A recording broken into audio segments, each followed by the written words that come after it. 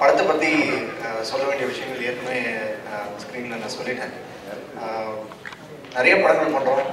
சில படங்கள் வந்து பண விஷயத்தில் திருப்தி கொடுக்கும், சில படங்கள் வந்து இந்த படத்தில் இருந்தது நமக்கு பெரிய சந்தோஷங்கிற திருப்தியை கொடுக்கும்.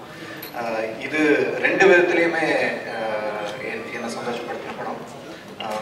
அந்த ஸ்க்ரீனில் சொன்ன மாதிரி இவங்க எல்லாருக்குமே இங்கே உட்காந்துருக்கிற பெரிய நடிகர்கள் எல்லாருக்குமே தமிழ் சினிமாவில் நிரந்தரமான ஒரு இடம் இருக்குது. இந்த கேரக்டருக்கு இவங்க தான் பர்ஃபெக்ட் அப்படிங்கிறத முடிவு பண்ணி அவங்களெல்லாம் அந்த படத்தில் அந்த கேரக்டரில் நடிக்க வச்ச மாதிரி இந்த கேரக்டரை நான் தகுதியானதுன்னு நினச்சி என்னை நம்பி இந்த கேரக்டர் எனக்கு கொடுத்ததுக்கு ப்ரொடியூசர்ஸ் ரெண்டு பேருக்கும் என்னுடைய மனமார்ந்த நன்றிகள்.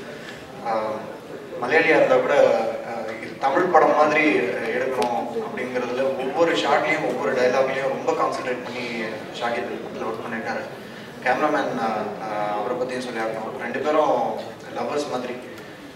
அவங்க கெமிஸ்ட்ரியெல்லாம் வந்து நீங்கள் ஹீரோ ஹீரோயின் கெமிஸ்ட்ரி தான் நம்ம நிறைய பார்த்துருக்கோம், பேசியிருக்கோம்.